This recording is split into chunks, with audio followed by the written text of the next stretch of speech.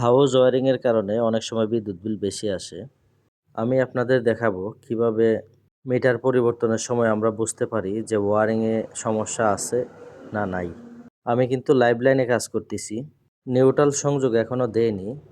মিটারের ডিসপ্লেটা সাদা দেখাচ্ছে, তার মানে অন্য কোথাও থেকে কোনো নিউট্রাল সংযোগ নেওয়া নাই। নিউট্রাল সংযোগটি দিচ্ছি। নিউট্রাল সংযোগ দেওয়ার সাথে সাথে ডিসপ্লেতে আলো চলে আসলো। এখন লক্ষ্য করুন ডিসপ্লের যে লেখাগুলো আছে লেখাগুলো স্পষ্ট দেখা যাচ্ছে। কোনো চিহ্ন অথবা ইরোর চিহ্ন নাই। যেহেতু চিহ্ন বা ইরোর চিহ্ন নাই সেহেতু আপনার ভিতরে যে হাউস ওয়ারিং আছে হাউস ওয়ারিংয়ে কোনো ফল্ট নাই, যার কারণে বিদ্যুৎ বিল বেশি আসবে। হয়তো এই মিটারটিতে সমস্যা ছিল, সমস্যা থাকার কারণে বিদ্যুৎ বিল বেশি আসতেছিল, তো আমরা মিটারটি পরিবর্তন করে দিছি। কিন্তু গ্রাহক বারবার বলছিল যে ভাই আমার বিদ্যুৎ বিল বেশি আসছে।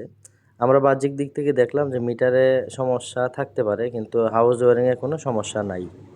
তো ধন্যবাদ সকলকে। এরকম ভিডিও পেতে আমার এই ইউটিউব চ্যানেলটি সাবস্ক্রাইব করে রাখুন এবং আমাকে লাইক কমেন্ট করে আমার সাথে থাকুন। ধন্যবাদ সকলকে।